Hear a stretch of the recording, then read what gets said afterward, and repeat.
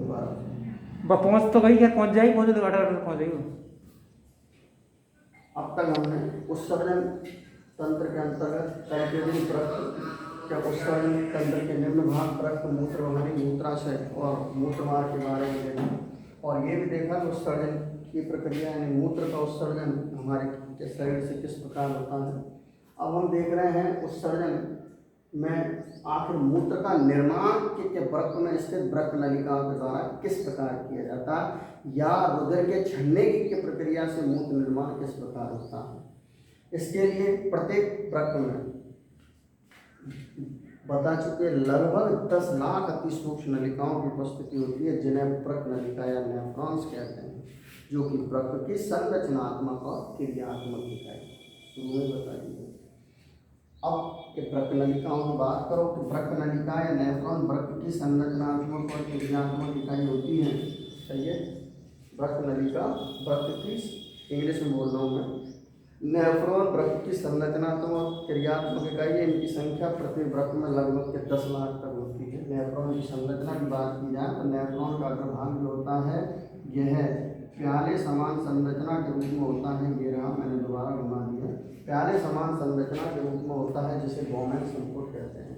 बोमेन संपुट में रुधिर को लाने और ले जाने के लिए वृक्क के धमनियों की उपस्थिति होती है, जो अभिवाही और अपवाही धमनियाँ कहलाती हैं।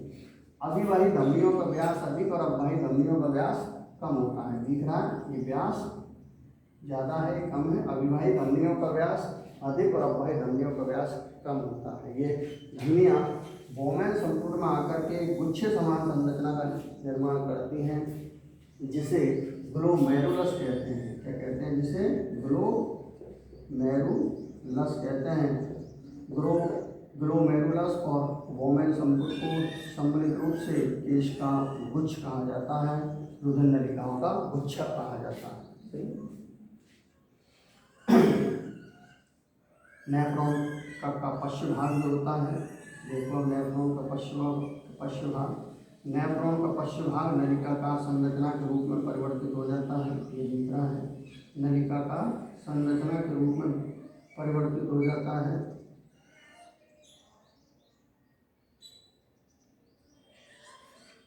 नेफ्रॉन का पश्चिम भाग नलिकाकार संरचना के रूप में परिवर्तित हो जाता है, जिसे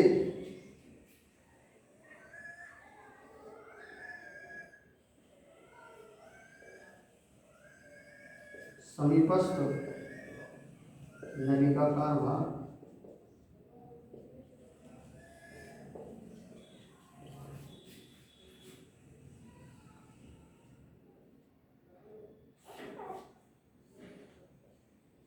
हेनले का लूप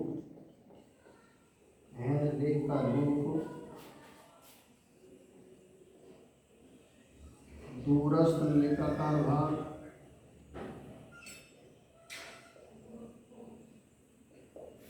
कहते हैं। इस नलिकाकार भाग के अंतर्गत अनेक संग्राहक कोशिकाओं की उपस्थिति होती है, ग्रंथिल कोशिकाओं की उपस्थिति होती है। ये ग्रंथिल कोशिकाएं,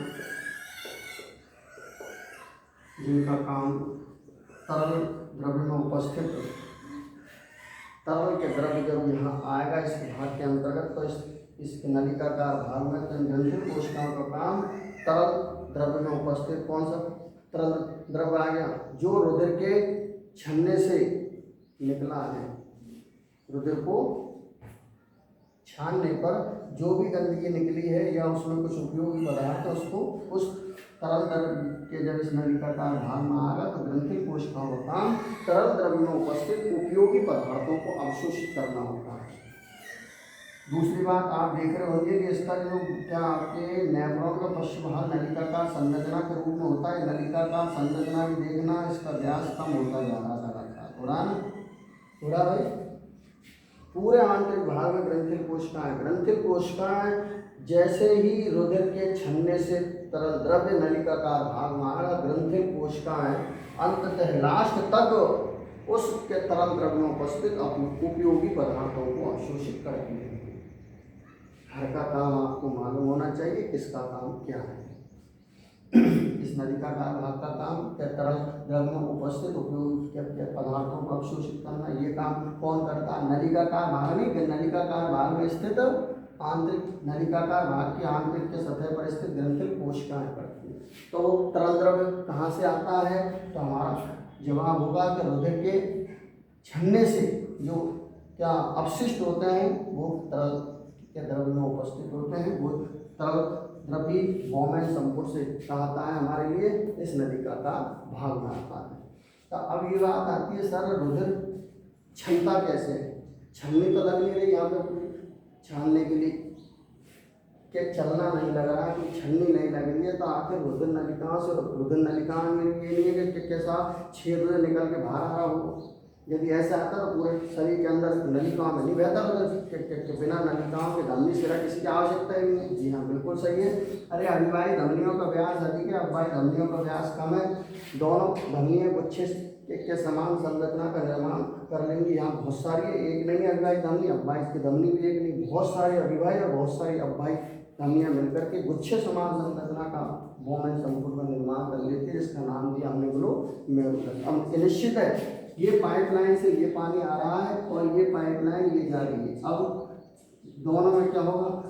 ज्वाइंट है पाइपलाइन, यहाँ पाइपलाइन में पानी का दाब अधिक होगा, दबाव अधिक होगा, और यहाँ जाकर के पाइपलाइन में दाब कैसा होगा? पानी का कम, और यहाँ जाकर के दाब कैसा हो जाएगा? इस वाली पाइपलाइन में जिसका व्यास कम है उसमें अधिक, तो दाब अधिक पड़ते ही इसके ज्वाइंट पर पिचकारी निकलेगी। पिचकारी का मतलब है छन्ने की क्रिया होगी, अपशिष्ट उस ये निकल जाएंगे और कहाँ के इकट्ठे हो जाएंगे? ये लो यहाँ बता दिए, इस जगह आते इकट्ठे होंगे बॉमेन संपुट, राइट है। इस क्रिया को कहते हैं अपन परा निस्पंदन क्रिया। लेकिन इसको कैसे बोलेंगे? रुधिर को सप्लाई करने के लिए, वृक्क में रुधिर को सप्लाई करने के लिए वृक्कीय धमनियों की उपस्थिति होती है, जिन्हें अभिवाही और अपवाही धमनियाँ कहते हैं।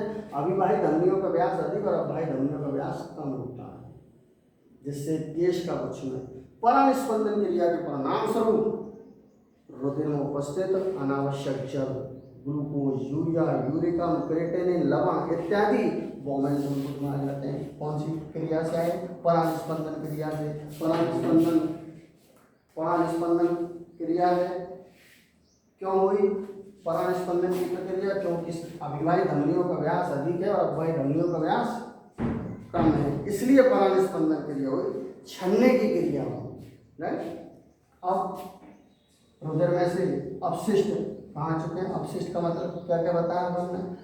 जल भी बताया, अनावश्यक जल है, ग्लूकोज है, यूरिया, यूरिकम, क्रेटिनिन, अनेकों लवण, आयन इत्यादि कहाँ चुके हैं? बॉमेन संपुट में आ चुके हैं। बॉमेन संपुट में आए तरल के द्रव को मूत्र नहीं कहते हैं, क्योंकि इसमें कुछ उपयोगी पदार्थ अर्थात आवश्यक जल, ग्लूकोज, आयन इत्यादि की उपस्थिति होती है। यह तरल द्रव्य बॉमेन संपुट के नलिकाकार भाग, समीपस्थ नलिकाकार भाग, हेलने का लूप, दूरस्थ नलिकाकार भाग में स्थित ग्रंथिल कोशिकाओं से होकर गुजरता है, तो तरल द्रव्य में उपस्थित उपयोगी पदार्थों को अवशोषित कर लिया जाता है और अंततः तरल द्रव्य में केवल और केवल अनावश्यक जल, यूरिया, यूरिकम, क्रेटिनिन, अनेकों लवण और अनावश्यक आयन मौजूद होते हैं, जो लगातार संग्राहक नलिकाओं में इकट्ठे होते रहते हैं।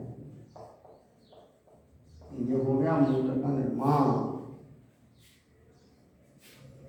नेफ्रॉन की संरचना बता दूं पहले, फिर मूत्र का निर्माण देखेंगे। नेफ्रॉन की संरचना क्या बताई अपन ने? नेफ्रॉन वृक्क की संरचनात्मक और क्रियात्मक इकाई है। प्रत्येक वृक्क में इनकी संख्या लगभग कितनी होती है? 10 लाख तक होती है। इनका काम रुधिर के छनने की प्रक्रिया से मूत्र का, रुधिर को छान करके मूत्र का निर्माण करना होता है। नेफ्रॉन का प्रभाव प्याले समान संरचना का रूप में होता है, जिसे बॉमेन संपुट कहते हैं। बॉमेन संपुट में रुधिर को सप्लाई करने के लिए या वृक्क में रुधिर को लाने ले जाने के लिए वृक्कीय धमनियों की उपस्थिति होती है, जिन्हें अभिवाही और अपवाही की धमनियाँ कहते हैं। अभिवाही और अभिवाही धमनियों का व्यास अधिक और अपवाही धमनियों का व्यास कम होता है। ये क्या धमनियाँ बॉमेन संपुट में एक इकट्ठी होकर के गुच्छे समान संरचना का निर्माण करते हैं, इसे ग्लोमेरुलस कहते हैं। ग्लोमेरुलस और बॉमेन संपुट को सम्मिलित रूप से पेश का गुच्छ कहते हैं। केश का उच्च में ही क्या रुधिर के परास्पंदन के परिणाम स्वरूप रुधिर के छलने की प्रक्रिया संपन्न होती है। नेफ्रॉन का पश्चिम भाग नलिकाकार संरचना के रूप में होता है, जैसे समीपस्थ नलिकाकार भाग हैंडले का रूप युवाकार का दिख रहा, और दूरस्थ नलिकाकार भाग कहते हैं नलिकाकार भाग का संबंध संग्राहक नलिकाओं से होता है। इस नलिकाकार भाग में ग्रंथि कोशिकाओं की उपस्थिति होती है, जो तरल क्या परानिस्पंदन क्रिया के परिणाम रुधिर की परानिस्पंदन क्रिया के परिणाम स्वरूप आए हुए के तरल द्रव्य में से उपयोगी पदार्थों को अवशोषण करने का कार्य करते हैं। खत्म। अब आती है नेफ्रॉन के द्वारा मूत्र निर्माण या रुधिर के छलने की प्रक्रिया। फिर वही बात बोलेंगे, नेफ्रॉन वृक्क की संरचनात्मक और क्रियात्मक इकाई है। इसके द्वारा रुधिर के छलने की क्रिया के परिणाम स्वरूप मूत्र का निर्माण होता है। वृक्क में रुधिर को सप्लाई करने वाली अभिवाही और अववाही धमनियों की उपस्थिति होती है। अभिवाही धमनियों का व्यास अधिक और अववाही धमनियों का व्यास कम होता है, जिस कारण से केश का गुच्छ में परानिस्पंदन क्रिया के परिणाम स्वरूप के रुधिर में उपस्थित अनावश्यक जल, ग्लूकोज, अनेक लवण, यूरिया, यूरिक अम्ल इत्यादि बोमेन संपुट में आ जाते हैं। बोमेन संपुट में आए इस तरल द्रव्य को मूत्र नहीं कहते हैं, क्योंकि इसमें अभी उपयोगी पदार्थों की उपस्थिति होती है। बोमेन संपुट से यह तरल द्रव्य नेफ्रॉन के पश्चिम नलिकाकार भाग में पहुँचता है और नलिकाकार भाग में स्थित ग्रंथि कोशिकाओं के द्वारा तरल के द्रव्य में उपस्थित आवश्यक जल, ग्लूकोज इत्यादि को क्या अंततः लास्ट तक अवशोषित किया जाता है और अंत में क्या तरल द्रव्य में केवल अनावश्यक जल या अनुपयोगी जल, यूरिया, यूरिक अम्ल, क्रिएटिनिन, यूरोक्रॉम, अनेक लवण इत्यादि रह जाते हैं। यही तरल द्रव्य मूत्र कहलाता है, जो कि लगातार संग्राहक वाहिनियों में इकट्ठा होता रहता है। हो गया मूत्र का निर्माण। अब जब वृक्क के द्वारा जो कि निर्मित मूत्र होता है, वो संग्राहक वाहिनियों से संग्राहक के वाहिनियों में एकत्रित मूत्र दोनों वृक्क से निकलने वाली मूत्र वाहिनियों से होता हुआ मूत्राशय में इकट्ठा होता रहता है और अंततः जब मूत्र से परिपूर्ण हो जाता है, भर जाता है, तो यही मूत्र मार्ग से होता हुआ शरीर से बाहर निकाल दिया जाता है। मूत्र जिसका लगभग 92% भाग जल होता है और शेष भाग के अंतर्गत यूरिया, यूरिक अम्ल, क्रिएटिनिन, अनेकों लवण की उपस्थिति होती है और साथ ही साथ मूत्र का पीला रंग यूरोक्रोम के कारण होता है। यह है मूत्र का संगठन। तो मूत्र के निर्माण का कार्य या रुधिर की छलने की प्रक्रिया, एक ही बात होगी, रुधिर के छलने से बनेगा क्या? मूत्र का निर्माण होगा। तो ये उत्सर्जन के तंत्र में मूत्र के उत्सर्जन की प्रक्रिया हमारे लिए दी हुई थी, जो आपको बताई गई। कोई दिक्कत नहीं होनी चाहिए, जहाँ तक हम ये समझते हैं। आगे की जानकारी हमने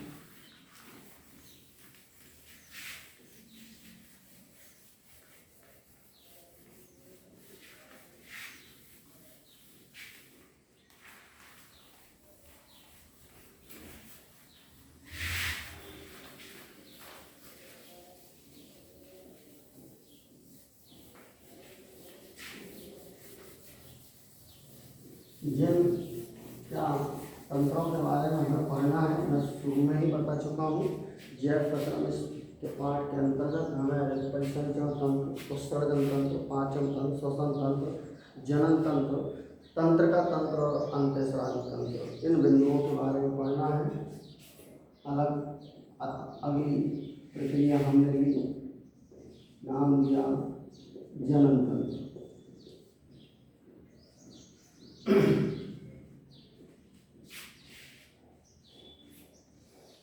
जनन के बारे में हम जानते हैं। जीव द्वारा संतान उत्पन्न करने की प्रक्रिया जनन कहलाती है।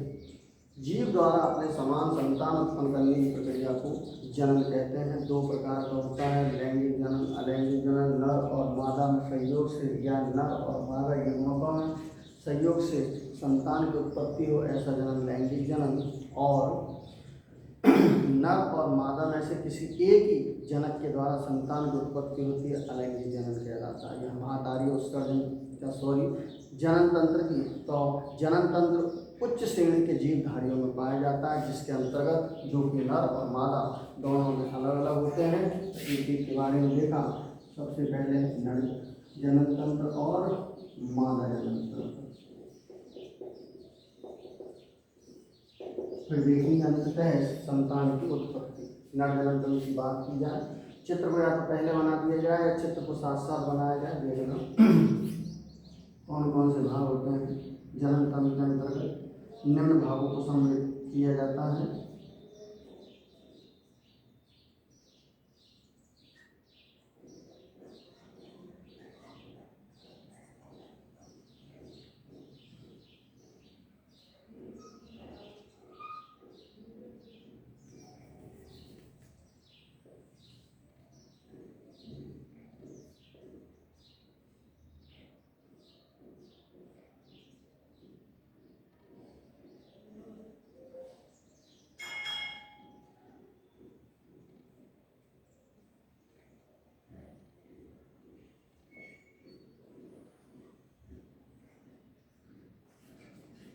ये है प्रश्न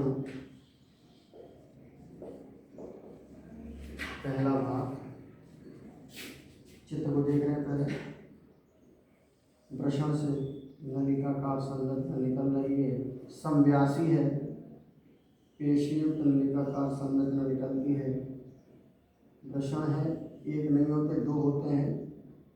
हमने फोटो दिखाई है इसके सामने से, तो ये वृषण संख्या में दो होते हैं। ये है शुक्रवाहनी, क्योंकि वृषण का काम होता है शुक्राणुओं का निर्माण करना, इससे निकली है शुक्रवाहनी। शुक्रवाहनी एक थैले समान संरचना में पहुंचती है, जिसका नाम है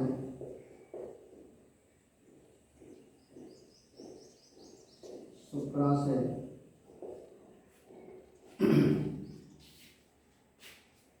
शुक्राशय से एक नलिकाकार संरचना निकलती है, जिसे स्खलन वाहिनी कहते हैं। स्खलन वाहिनी और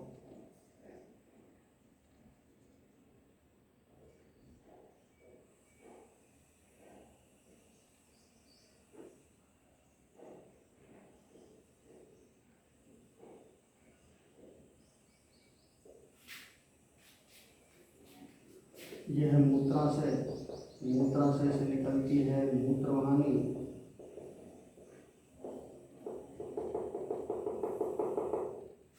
ये मूत्रवाहिनी निकली, शुक्राशय से निकली स्खलन वाहिनी, मूत्रवाहिनी और स्खलन वाहिनी मिलकर के बनाएंगे मूत्रमार्ग।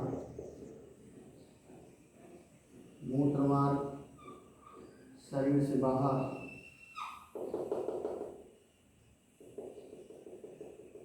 मूत्र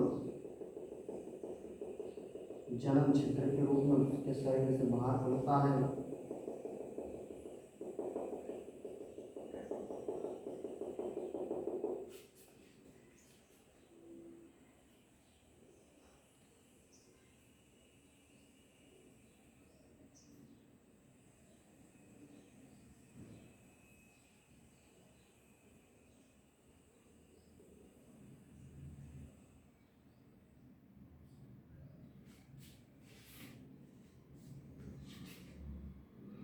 जिसे कहते हैं सिसम। ये है सिसम का अग्रभाग, जिसे कहते हैं सिसम मुंड। और ये खुला है मूत्रमार्ग का छिद्र, जिसे कहते हैं मूत्र जनन छिद्र। स्खलन वाहिनी के निकट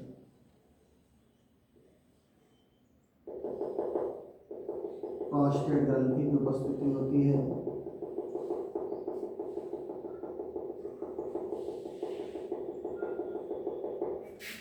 ये कौन है? प्रोस्टेट ग्रंथि।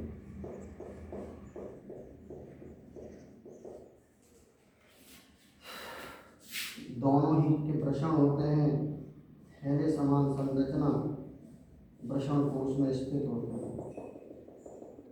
इसमें स्थित है कि दोनों ही वृषण थैली समान संरचना वृषण कोश में स्थित है।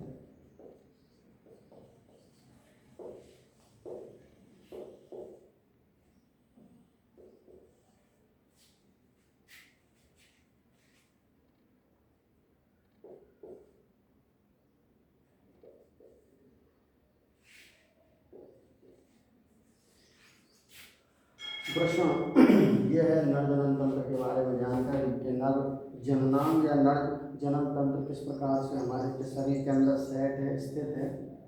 नर जनन तंत्र के अंतर्गत निम्न भाग होते हैं या नर जनन तंत्र के निम्न भाग होते हैं। पहला भाग कहलाता है वृषण। वृषण संख्या में 2 है, आकृति अंडाकार है, उदर के निचले भाग में वृषण कोश में स्थित होते हैं। सही है, इसमें स्थित होते हैं वृषण कोश में। वृषण कोश यानी कि वृषण को धारण करने वाला थैला कहलाता है वृषण कोश। कोश यानी थैला। तो वृषण कितने के संख्या में 2 है, आकृति अंडाकार है, उदर के निचले भाग में वृषण कोश के अंदर स्थित होते हैं। वृषण का आंतरिक स्तर जो होता है वह जनन एपिथेलियम कोशिकाओं से मिलकर बना हुआ होता है। इनका बना होता है जनन एपिथेलियम कोशिकाओं से मिलकर बना हुआ होता है, जिनका काम शुक्र जनन की क्रिया के परिणाम स्वरूप शुक्राणुओं का निर्माण करना। वृषण के द्वारा प्रत्येक वृषण के द्वारा प्रतिदिन हजारों शुक्राणुओं का निर्माण किया जाता है। वृषण का काम शुक्राणुओं का निर्माण करना। ये काम वृषण में कौन करता है? जनन एपिथेलियम कोशिकाएं करती हैं। वृषण संख्या में 2 होते हैं। कहाँ स्थित होते हैं? वृषण कोश में स्थित होते हैं। ये वृषण और प्रकट वृषण कोश शरीर में कहाँ स्थित है? उदर के निचले भाग में स्थित होता है। सही है। तो वृषण के बारे में जानकारी ली। नर जनन तंत्र के निम्न भागों में पहला भाग आया वृषण। वृषण संख्या में 2, आकृति अंडाकार, उदर के निचले भाग में वृषण कोश के अंदर स्थित होते हैं। इनका आंतरिक स्तर शुक्र जनन नलिकाओं से मिलकर बना होता है, जिनमें जनन एपिथेलियम कोशिकाओं की उपस्थिति होती है, जो शुक्र जनन की क्रिया के परिणाम स्वरूप शुक्राणुओं का निर्माण करते हैं। प्रत्येक वृषण के द्वारा प्रतिदिन हजारों शुक्राणुओं का निर्माण किया जाता है। शुक्राणु नर युग्मक है। शुक्रवाहिनी अगला भाग। वृषण का पश्चिम भाग पेशीयुक्त नलिका का संरचना के द्वारा जुड़ा रहता है। ये रहा वृषण का पीछे का भाग, पेशीयुक्त नलिका का संरचना के द्वारा जुड़ा हुआ रहता है। वृषण का पश्चिम भाग पेशीयुक्त नलिका का संरचना के द्वारा जुड़ा रहता है, जिसे शुक्रवाहिनी कहते हैं। शुक्रवाहिनी का कार्य नाम से स्पष्ट हो रहा है। शुक्रवाहिनी शुक्राणुओं को ले जाने वाली, जैसे हंस वाहन कहते हैं अपन सरस्वती को, ऐसे ही काम क्या था। शुक्रवाहिनी जो होती है कि वृषण में जो शुक्राणु उत्पन्न हुए हैं उनको वाहिनी यानी लाने ले जाने वाली, वृषण में उत्पन्न हुए शुक्राणुओं को शुक्राशय तक पहुंचाना, ये काम किसका होता है? शुक्रवाहिनी होता है। इसके लिए क्या काम करेगी शुक्रवाहिनी? क्योंकि 10-50 हुई, एक शुक्रवाहिनी है। प्रत्येक वृषण से, एक वृषण से दूसरे वृषण दूसरे, प्रत्येक वृषण से एक पेशीयुक्त नलिका का संरचना निकलती है, या वृषण का पश्चिम भाग पेशीयुक्त नलिका का संरचना के द्वारा जुड़ा रहता है, जिसे शुक्रवाहिनी कहते हैं। शुक्रवाहिनी का काम वृषण में उत्पन्न होने वाले शुक्राणुओं को शुक्राशय तक पहुंचाना होता है। इस हेतु शुक्रवाहिनी के द्वारा आंतरिक दीवार के द्वारा एक लसलसा स्राव निकलता है, जिससे शुक्राणु आसानी से गति करते हुए शुक्राशय तक पहुंच जाते हैं। राइट है, क्योंकि शुक्राणु के हाथ पैर नहीं है, शुक्राणु का केवल पूंछ है। पूंछ की सहायता से गति करता हुआ वो शुक्राशय तक पहुंचेगा। इसलिए ये शुक्रवाहिनी का अंदर का रास्ता नम और चिकना बना है। इसके लिए शुक्रवाहिनी के द्वारा क्या किया जाता है? स्राव उत्पन्न किया जाता है, जिससे वो आसानी से, और शुक्रवाहिनी में पेशीय गति करती है, फैलती सिकुड़ती है, जिससे शुक्राणु आसानी से गति करता हुआ शुक्राशय तक पहुँच जाता है। कारण बताया हमने कि शुक्रवाहिनी है, शुक्रवाहिनी नहीं होती मैं क्यों यहाँ की जगह पर इसको हटा दो, शुक्रवाहिनी को इसकी जगह पर रबड़ की नली लगा दो, पतली नली के लगा दो। अब क्या होगा? क्या वृषण में उत्पन्न हुए शुक्राणु शुक्राशय तक पहुँच पाएंगे? जब आंसर पहुँच जाए अरे बेटा हाथ पैर नहीं है, पूंछ है, पूंछ से गति करने के लिए रास्ता एकदम नम एवं चिकना होना चाहिए पहली सब। तो रबड़ की जो नली है उसकी दीवार को किस राह पे निकालेंगे जो नम के चिकना बना रहेगा, फिसल करके, जिसको कह रहे हैं अपन क्या पहुँच रहा है। फिर रबड़ की नली ना तो फैलेगी ना सिकुड़ेगी, ये शुक्रवानी फैलती है सिकुड़ती है, जिससे पेशी गति मिलती है, इस शुक्राणु को गति करने में सहयोग मिलता है, वो पहुंच जाता है। क्वेश्चन दे देता हमें, यदि के पुरुषों में शुक्रवाणी के हटा करके उसके स्थान पर रबड़ की नली लगा दी जाए तो क्या होगा, क्या होगा, शुक्राशय में उत्पन्न जो उनके प्रश्न में उत्पन्न शुक्राणु है शुक्राशय तक नहीं पहुंच पाएंगे। अब ये थोड़ी एक टिक से जवाब लिख देते हैं, पहले शुक्रवाणी का काम लिखना पड़ेगा कि नर में शुक्रवाणी का काम वृषण में उत्पन्न हुए शुक्राणुओं को शुक्राशय तक पहुंचाना होता है। इसके लिए शुक्रवाणी के आंतरिक दीवारों के द्वारा क्या किया जाता है, लसलसा स्राव उत्पन्न होता है। साथ ही साथ जब शुक्राणु गति करता है तो ये शुक्रवाणी भी पेशी गति करती है, जिससे शुक्राणु को गति करने में सहयोग मिलती है। यदि शुक्रवाणी को हटा करके रबड़ की नली लगा दी जाएगी तो शुक्राणु को आवश्यक लसलसा माध्यम ना मिल पाने और पेशी गति में सहयोग ना मिल पाने के कारण ये शुक्राणु वृषण से शुक्राशय तक नहीं पहुंच पाएंगे। एक एक का काम तो समझते जा रहे हैं। वृषण का काम शुक्राणु का निर्माण करना, शुक्रवाणी का काम वृषण में उत्पन्न शुक्राणु को शुक्राशय तक पहुंचाना। ठीक, शुक्र ये क्या है भाई, शुक्राशय संख्या में ही होता, शुक्रवाणी दो है, शुक्राशय कितने यही है। शुक्राशय पेशी ठहरे समान संरचना होती है, वही सारे भाग मांसपेशियों में बने हुए कुल मिलाकर के। शुक्राशय पेशी ठहरे समान संरचना होती है। शुक्राशय आशय यानी थैला, शुक्र यानी शुक्राणुओं का थैला या शुक्राणुओं का आश्रय प्राप्त करने का, रुकने का स्थान। जी हाँ, शुक्राणु मालूम है शुक्र वाहिनी से गति करते हुए शुक्राशय में पहुँचते हैं। पहले शुक्राशय में आकर के शुक्राणु पोषण प्राप्त करता है। शुक्राणु पोषण प्राप्त करता है मतलब यहाँ शुक्र वाहिनी के द्वारा लाए गए शुक्राणु जब शुक्राशय में पहुँच जाएंगे तो यहाँ इसको नाश्ता पानी मिलता है, खुराक मिलती है, परेशान होकर आता है गति करता हुआ ये। तो वृषण जो शुक्राशय का काम शुक्रवाणी द्वारा लाए गए के शुक्राणु शुक्राशय में आकर के पहुँचते हैं और शुक्राशय में आकर के अपना पोषण प्राप्त करते हैं। तो शुक्राशय क्या है, पेशी युक्त थैले समान संरचना जिसका काम शुक्रवाणी द्वारा लाए गए शुक्राणुओं को पोषण प्रदान करना। राइट, चलो आगे देखो। अब शुक्राशय से निकलती है एक नलिका का संरचना, ये निकल रही है, इसे शुक्रवाणी, इसे क्या कहते हैं, स्खलनवाणी कहते हैं। शुक्राशय से निकलने वाली स्खलनवाणी और मूत्राशय से निकलने वाली मूत्रवाणी मिलकर के एक के सामान्य मार्ग का निर्माण करती है, जिसे मूत्र मार्ग कहते हैं। नाम क्या कहते हैं, शुक्राशय से निकलने वाली स्खलनवाणी और मूत्राशय से निकलने वाली मूत्रवाणी मिलकर के एक सामान्य मार्ग का निर्माण करती है, जिसे मूत्र मार्ग कहते हैं। अर्थात स्खलनवाणी का कार्य शुक्राशय में आए हुए शुक्राणुओं को और मूत्राशय तक पहुंचाना। पहला शुक्राशय में आए हुए शुक्राणुओं को मूत्र मार्ग तक पहुंचाना, या ऐसे ना कहकर के स्खलनवाणी का काम क्या है, शुक्राशय और मूत्राशय को जोड़ करके एक सामान्य रास्ता बनाना। मूत्राशय से निकलने वाली मूत्रवाहिनी और शुक्राशय से निकलने वाली स्खलनवाहिनी मिलकर के एक सामान्य रास्ते का निर्माण करती है। दो रास्ते आ रहे एक जगह आके मिलकर एक सामान्य रास्ते का निर्माण करती है, जिसे मूत्र मार्ग कहते हैं। यह मूत्र मार्ग शरीर से बाहर मूत्र जनन क्षेत्र के रूप में खुलता है। तो ये साहब क्या मूत्र मार्ग जो होता है, मूत्र मार्ग शरीर से बाहर मूत्र जनन क्षेत्र के रूप में बनता है। इस मूत्र जनन क्षेत्र से होकर ही मूत्र एवं शुक्राणु बाहर आते हैं।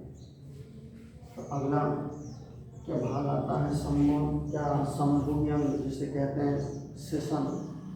मूत्राशय एक पेशी युक्त संरचना से होकर के गुजरता है, जिसको हमने कहा शिशन। यह नर का मैथिली अंग होता है। क्या होता है ये नर का मैथिली अंग होता है, जो मांसपेशियों से निर्मित होता है।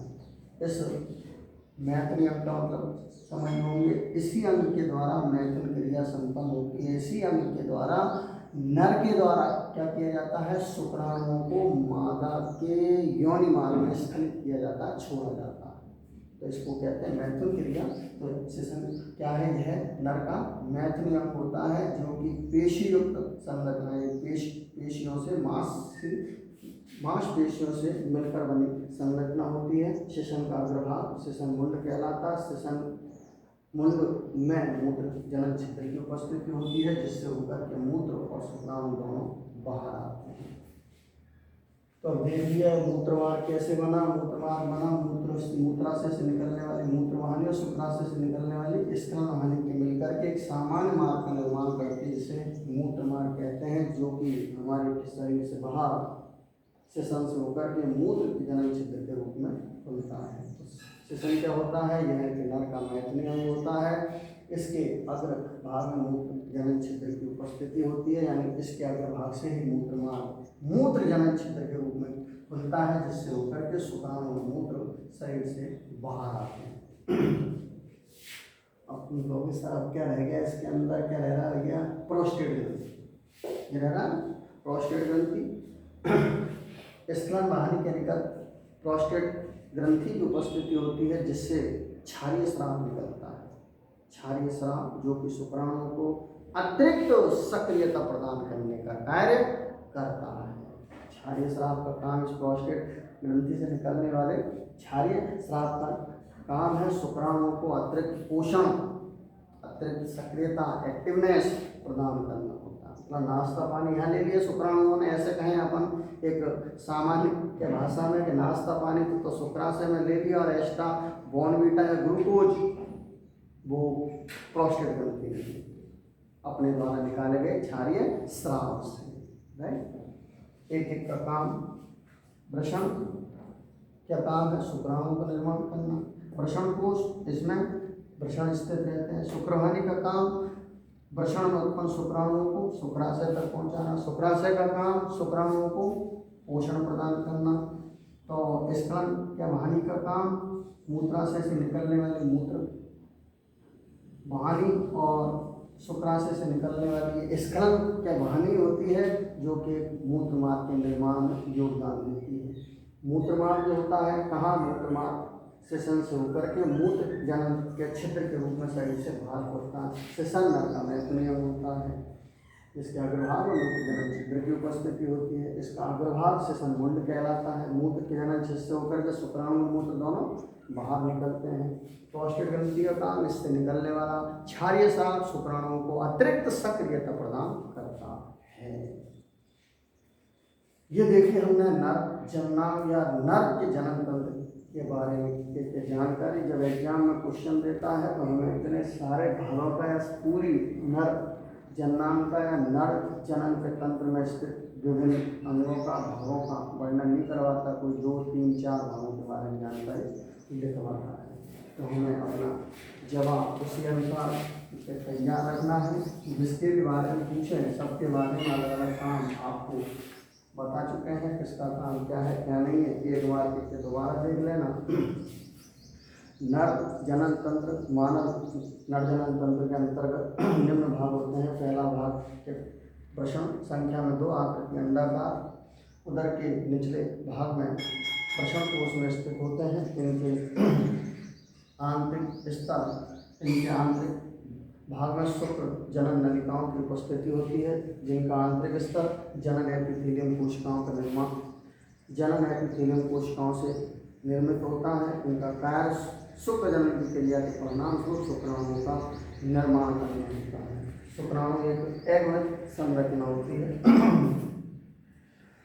प्रत्येक वृषण से या प्रत्येक के वृषण का पश्च भाग जो होता है इसके रूप में होता है पेशीयुक्त नलिका का संरचना के रूप में होता है। वृषण का पश्च भाग पेशीयुक्त नलिका का संरचना के रूप में होता है, या वृषण के पश्च भाग से पेशीयुक्त नलिका का संरचना की जुड़ी रहती है, जिसे शुक्रवाहिनी कहते हैं। शुक्रवाहिनियों का काम वृषण में उत्पन्न होने वाले शुक्राणुओं को शुक्राशय तक पहुँचाना होता है। इस हेतु यह शुक्राणुओं के गति करने में सहायता प्रदान करती है। इसके लिए शुक्रवाहिनी के आंतरिक के दीवारों से लसलसा स्राव निकलता है। साथ ही शुक्रवाहिनी पेशयुक्त होने के कारण अपनी पेश गति से भी शुक्राणुओं को आगे के बढ़ने में योगदान देती है।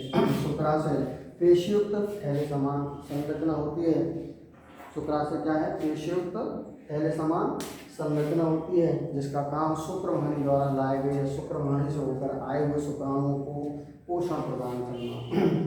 शुक्राशय से नलिका का संरचना निकलती है, जिसे स्खलन वाहिनी कहते हैं, या शुक्राशय से नलिका का संरचना जुड़ी रहती है, जिसे स्खलन वाहिनी कहते हैं। इसका काम मूत्राशय से निकलने वाली मूत्र वाहिनी जो होती है, मूत्र वाहिनी और स्खलन के वाहिनियाँ मिलकर ही एक सामान्य मार्ग का निर्माण करती है, जिसे नेत्र मार्ग कहते हैं। यह मूत्र मार्ग शिशन के अग्रभाग में स्थित मूत्र के जनन क्षेत्र के रूप में शरीर से बाहर खुलता है। इसी के क्षेत्र से होकर के शुक्राणु और शरीर से बाहर आते हैं। शिशन या नरका क्या मैथुनी अंग होता है, जो कि पेशी युक्त होता है, और इसका अग्रभाग शिशन मुंड कहलाता है। प्रोस्टेट ग्रंथि स्खलन वाहिनी के निकट या शुक्राशय के निकट प्रोस्टेट ग्रंथि की उपस्थिति होती है, जिससे निकलने वाला क्षारीय स्राव शुक्राणुओं को अतिरिक्त पोषण प्रदान करने का कार्य करता है। तो अब ये बात स्पष्ट होगी आपको कि नर के अंतर्गत के प्रषण का काम शुक्राणुओं का निर्माण करना। शुक्राणुओं का बहुत सारे शुक्राणुओं का निर्माण प्रतिदिन हजारों शुक्राणुओं का निर्माण करना होता है। किसका काम? वृषण करता है, राइट। जबकि अभी हम बताने वाले हैं मादा जनन तंत्र, उसमें आएगा अंडाशय, जिसका काम क्या होगा? अंडाणु का निर्माण करना। एक अंडाशय से एक महीने में एक ही अंडाणु बनता है, राइट। देखना दूसरा भाग,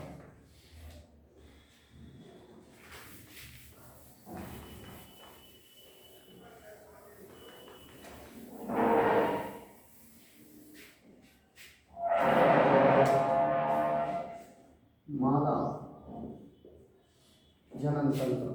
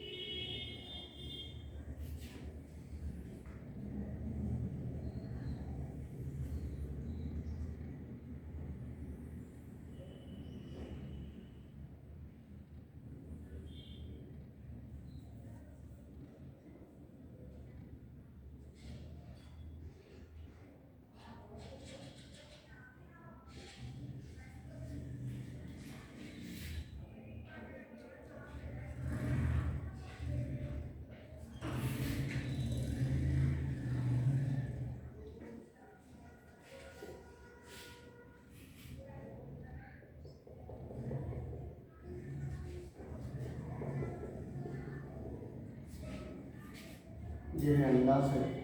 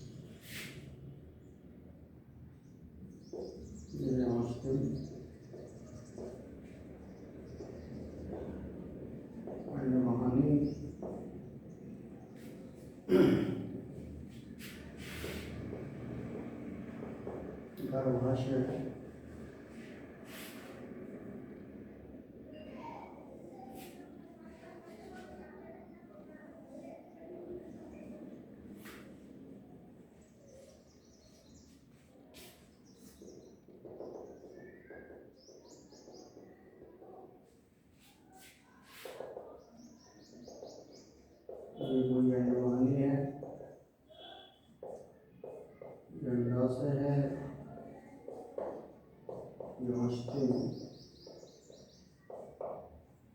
गर्भाशय,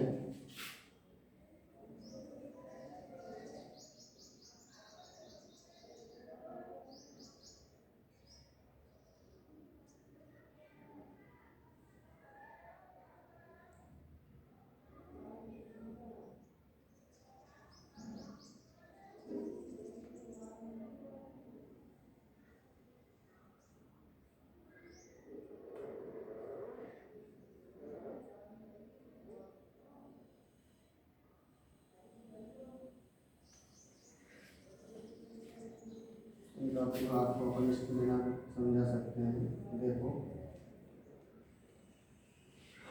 मादा जनन तंत्र, मादा जनन तंत्र का पहला भाग अंडाशय, महत्वपूर्ण भाग।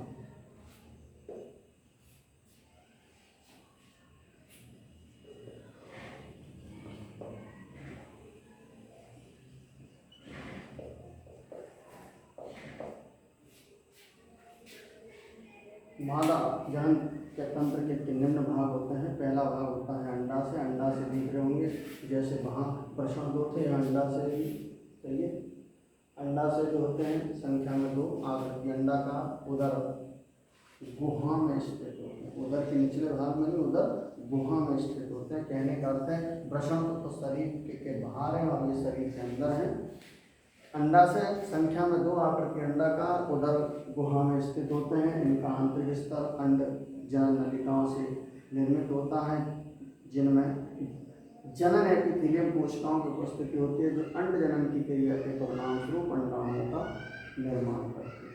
कहने का मतलब अंडाशय कितने संख्या में 2 हैं। आकृति कैसी दिख रही है, अंडाकार है। कहाँ स्थित होते हैं, उधर गुहा में स्थित होते हैं। इनका भी कोई आंतरिक स्तर है, अंड जनन नलिकाओं में से निर्मित है, जिनके आंतरिक दीवारों पर जनन एपिथेलियम कोशिकाओं की उपस्थिति होती है, जो अंडाणुओं का निर्माण करती है। एक अंडाशय से 1 माह में एक ही अंडाणु बनता है। ये अंडाशय इससे एक अंडाणु बनेगा, इससे भी एक अंडाणु बनेगा, राइट है।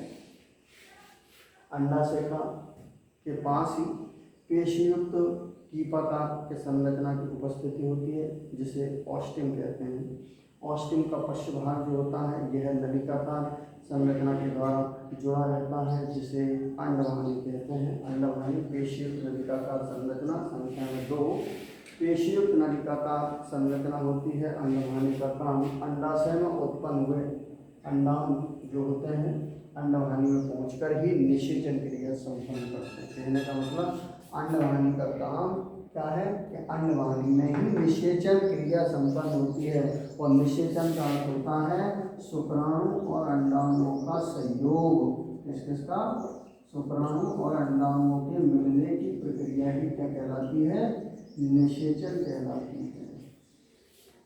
तो निषेचन का कार्य जो होता है अंडवाहिनी में ही होता है। अंडाशय के द्वारा उत्पन्न अंडाणु जो होते हैं कीपाकार ऑस्टिन से होते हुए अंडवाहिनी में पहुंचेंगे, इधर से भी अंडवाहिनी में पहुंचेंगे, राइट। तो अंडवाहिनी के बारे में क्या बताया? अंडवाहिनी पेशीयुक्त नलिकाकार संरचना होती है। संख्या में 2 पेशीयुक्त नलिकाकार संरचना होती है। ऑस्टिन का पश्च भाग पेशीयुक्त नलिकाकार संरचना के रूप में होता है, जिसे अंडवाहिनी कहते हैं। अंडवाहिनी संख्या में 2 पेशीयुक्त नलिकाकार संरचना है। अंडवाहिनी में निषेचन क्रिया संपन्न होती है। दोनों ओर के अंडवाहिनी के मिलकर के ये रही अंडवाहिनी और ये रही अंडवाहिनी। दोनों ओर के अंडवाहिनी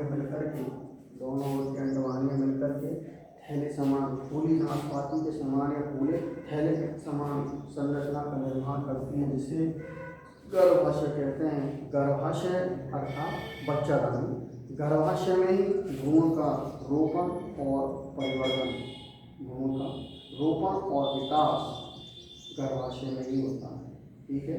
गर्भाशय का जो पश्च भाग होता है, गर्भाशय का पश्च भाग सकड़ा हो जाता है और सकड़ा होकर के हमारे शरीर से बाहर योनि मार्ग के रूप में खुलता है, जिसे मूत्र मार्ग कहते हैं। इसी क्या भाग से होकर के अनिषेचित अंडाणु, मूत्र और साथ ही साथ बच्चे का, शिशु का जन्म होता है। इस भाग से होकर के योनि मार्ग से होकर ही मूत्र बाहर आएगा। अनिषेचित अंडाणु यानी कि ऋतुस्राव मासिक धर्म की प्रक्रिया होगी, और साथ ही साथ इसी भाग से होकर के शिशु का गर्भाशय में निर्माण हो जाएगा पूर्ण रूप में। तो इसी भाग से होकर, इसी योनि मार्ग से होकर के शिशु शरीर से बाहर आता है। एक एक के बारे में क्या दोबारा देखा। मादा जनन तंत्र में निम्न अंग आते हैं, निम्न भाग आते हैं। पहला भाग आता है अंडाशय। अंडाशय जो होते हैं संख्या में 2, आकृति अंडाकार, उदर गुहा में स्थित होते हैं। इनका आंतरिक स्तर सीधा बोले जनन एपिथेलियम कोशिकाओं से निर्मित होता है। इनका काम अंड जनन की क्रिया के परिणाम स्वरूप अंडाणु का निर्माण करना। प्रत्येक अंडाशय से एक माह में एक ही अंडाणु बनता है। अंडाशय के निकट क्या कीपाकार संरचना की उपस्थिति होती है जिसे ऑस्टिन कहते हैं। ऑस्टिन पश्चिम भाग में पेशियुक्त नलिकाकार संरचना के द्वारा जुड़ी रहती है जिसे अंडवाहिनी या फैलोपियन नलिका कहा जाता है। अंडवाहिनी या फैलोपियन नलिका कहते हैं। अंडवाहिनी में ही निषेचन क्रिया संपन्न होती है। दोनों ओर के अंडवाहिनी मिलकर के पेशियुक्त थैले समान संरचना का निर्माण करती है जिसे गर्भाशय कहते हैं। गर्भाशय में ही भ्रूण का रोपण, इसका रोपण, भ्रूण का रोपण और परिवर्तन यानी कि विकास की क्रिया संपन्न हो पाती है। गर्भाशय का पश्चिम भाग सकड़ा होकर के मूत्रमार्ग के रूप में गिरता है और यह मूत्रमार्ग शरीर से, इस मूत्रमार्ग को योनि मार्ग कहते हैं। इसका भाग या बल्ब कहलाता है। योनि मार्ग से होकर ही मूत्र अनिषेचित अंडाणु अर्थात ऋतुस्राव की प्रक्रिया और क्या परिवर्तित शिशु का, विकसित बच्चे का जन्म होता है। नर जनन तंत्र, मादा जनन तंत्र के दोनों के अंदर देख लिया किसका काम क्या है, किसका काम क्या नहीं है। अंडाशय का काम, अंडाणु एक माह में एक अंडा से एक अंडाणु के वृषण का काम प्रतिदिन हजारों शुक्राणुओं का निर्माण करना। शुक्रवाहिनी का काम वृषण में उत्पन्न शुक्राणुओं को शुक्राशय तक पहुँचा